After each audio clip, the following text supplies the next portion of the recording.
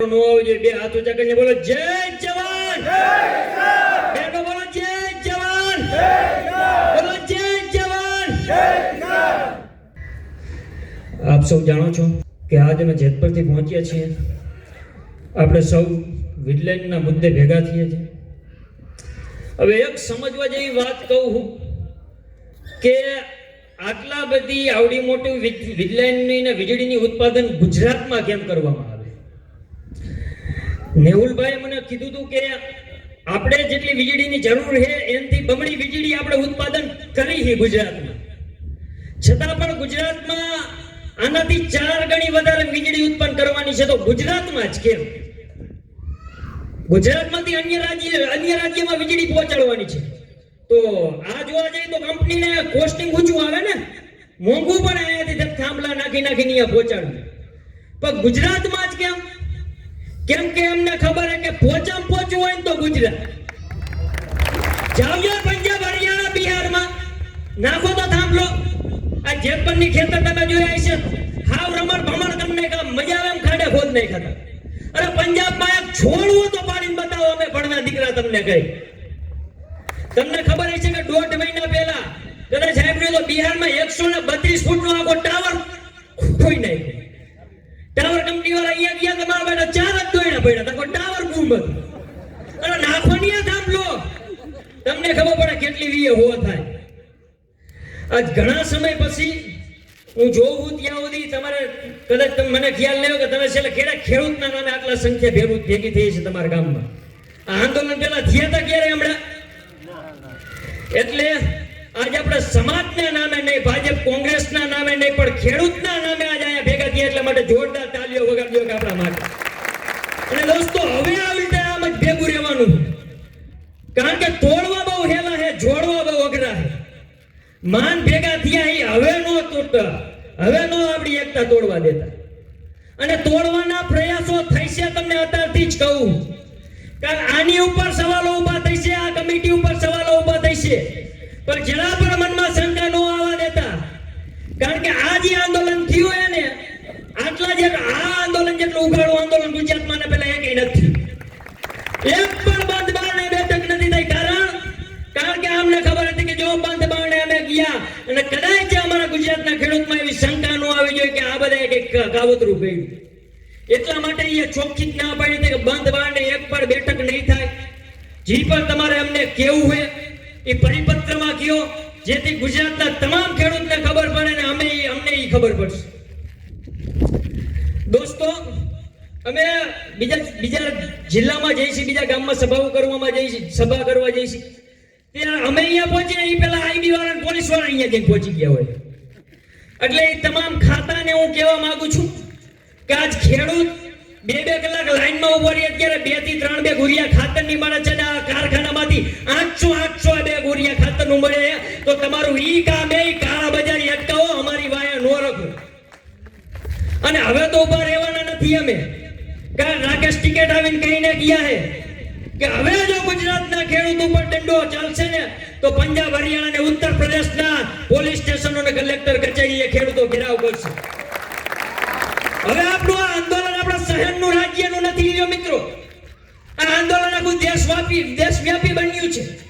એટલે હવે પીછેહટ કરવાની નથી થતી. હવે તો લડવાનું હે ને. એમ આટલું માણસ 4 ગણું નહીં 8 ગણું આપે.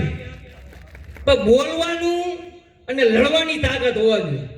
કારણ કે અત્યાર લગી આપણે હુતા હતા, અત્યાર લગી મારા બેટા લૂંટા છે. પાણીનો પ્રશ્ન હોય, વીજળીનો પ્રશ્ન હોય, ખાતરનો પ્રશ્ન હોય, પાક બિયારણનો પ્રશ્ન હોય, વીમાનો પ્રશ્ન હોય. આજ નહીં પણ 4-5 દિવસ પહેલા દ્વારકા જિલ્લામાં વરસાદ ઓછો છે આ વખતે. અને મોકે જ એમનો પાક ઉભો હોય ને એમને સિંચાઈ માટે પાણીની જરૂર છે, પણ ઉપરથી સિંચાઈ માટે પાણી બંધ કરી દેવામાં આવ્યું છે. દ્વારકાના ખેડૂતો અહીંયા કલેક્ટર કચેરી આવેદન દેવા ગયા હતા કે અમને સિંચાઈ માટે પાણી આપો. તો દ્વારકાના ખેડૂતો વતી આજે ચરણવાના પાત્રમાંથી કહું છું કે સરકારને ચેતવણી આપું છું કે વહેલી તકે દ્વારકામાં પાણી પહોંચાડજો. કારણ કે જે વલખા આજ ખેડૂત પાણી માટે મારે છે ને, ઈ વલખા આવતી ચૂંટણીમાં અમે તમને એક મત માટે મરાવશું. એટલે હવે ખેડૂત ભેગા થઈ ગયા. હવે આ બધું રહેવા દો. ઘણા બધા વક્તા આયા, વધારે મારે વાત નથી કરવી. એક જ વાત કહીશ કે ઘણા વર્ષો બાદ આપણે એક થયા. આ એકતા તૂટવા નથી દેવાની. આમ નામ એક રહેવાનું છે. અને આ ધ્યાનથી સાંભળજો, આ સરકારને ખાસ અલ્ટિમેટ આપું છું. આ બેનર જોઈ લેજો. આજ મોરબી જિલ્લાના 65 થી વધારે ગામમાં આ બેનર લાગ્યું છે. જો આ 65 મીંડા નો વધારવા હોય ને તો વહેલી તકે અમારા પ્રશ્નનું નિરાકરણ લાવવું. અમે બીજા જિલ્લામાં હજી નથી કહેતા કે ભાઈ તમે આ બેનર લગાવો, પણ આ 65 નો આંકડો, આ 65 થી વધારે ગામમાં આ બેનરો લાગ્યા છે. જો અમારામાં તહેવાર રહ્યા 65 થી 65 મીંડા લગાડવાની, એટલે વહેલી તકે અમારા પ્રશ્નનો નિરાકરણ લાવજો. અને ઈ જ કહીશ ખેડૂતોને કે એકતા જાળવજો. ઘણીવાર સમાજના નામે, નાત જાતના નામે વેચાઈ ગયા છે. જ્યારે ખેડૂતનો પ્રશ્ન હોય ત્યારે ખેડૂત તરીકે એક થઈને રહેજો. અને અહીંયા યુવાનો ઊભા છે. યુવાને હું કહેવા માંગીશ કે 100 યુવાને કે 150 યુવાને, આમાંથી 10 છોકરા એવા નહીં નીકળે કે જે ધંધો કરીને 10 વીઘા જમીન લેશે. નીકળે? નો નીકળે. એટલા માટે આજે આપણી જમીન લૂંટાઈ છે. આજે આપણી જમીન ઉપર કબજા થાય તો જમીન બચાવો ભાઈ. જે જનરેશનનો અત્યારે જમાનો છે અને ઇતિહાસ કહેવાય કે જવાની કે સાથ ही જમાના ચલતા है. એટલા માટે યુવાનોને આગળ આવવાનું છે. ખેતી આપણા બાપ દાદાનો વિષય નથી. આપણા બાપ દાદાની મહેનતની કમાઈ છે. આપણા બાપ દાદાએ ટ્રેક્ટર હાકી કાળી મજૂરી કરી આપણા માટે જમીન બચાવીને રાખી કે કદાચ મારા દીકરાને કાલ દવાખાનું આવે, ધંધો ભાંગી પડે તો 5 વીઘા જમીન હોય તો એ રલી ખાઈશ. એટલે આ ખેતી બચાવવાની, આપણી જમીન બચાવવાની છે. આવી રીતે આમ જ એક રહેવાનું હોય ને આવતા સમયે માત્ર વીજલાઈનના મુદ્દે નહીં, આપણા જે પ્રશ્ન છે એને આપણે નિરાકરણ લાવવાનું છે અને લાવવાનું છે. બીજી એક વાત કહીશ કે 4 ગણું વળતર મળે ને એની હું તમને ગેરંટી નથી દેતો, પણ આ જે કમિટી છે ને અહીંયા જે બેઠા હે ને આ તમારો વિશ્વાસ નહીં તોડે ને એની હું તમને ગેરંટી આપું. આપણે સંગઠિત નથી થતા ને એનું એક કારણ, માં બેટા કાં તો સંગઠન ખેડૂતના નામે બનાવે અને સરકારના ખોરે બેઠા હોય, સરકારની વાહવાહી કરતા હોય, કાં તો ખેડૂતના નામે એની મને લુંગી ટંગાડીને ખેડૂતના નામે નેતા થઈ જાય અને દવદીભાઈ જોઈએ તો મારા બેટા એ લુંગીની જગ્યાએ ભાજપનો ખેસ હોય. એટલે આમાંથી કોઈ એવું નથી કરવાનું. એટલે તમારો વિશ્વાસ અડીકમ રાખજો. કોઈ પણ વાદ વિવાદમાં આવવાનું નથી. કાલ કોઈ પણ આને ઉપર આક્ષેપો પ્રત્યાક્ષેપો થાય તો એમાં ડોરાવાનું નથી.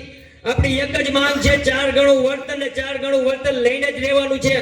આજ આટલા બધા ચરાડવાના પાદરે આજ આટલા ખેડૂતો એક થયા છે તો ગુજરાતના અને આ સરકારને ખેડૂત વતી આપણે સૌને 2 હાથ ઊંચા કરીને સંદેશ આપવાનો છે કે ચરાડવાના ખેડૂત, આજુબાજુના ગામના ખેડૂત આજ પછી ક્યારે ભાજપ કોંગ્રેસના નામે નહીં વેચાય, ક્યારે સમાજના નામે નહીં વેચાય. જ્યારે ખેડૂતનો પ્રશ્ન હશે ત્યારે ખેડૂત બનીને ઊભા રહેશે, ખેડૂત બનીને એક રહેશે. 2 હાથ ઊંચા કરીને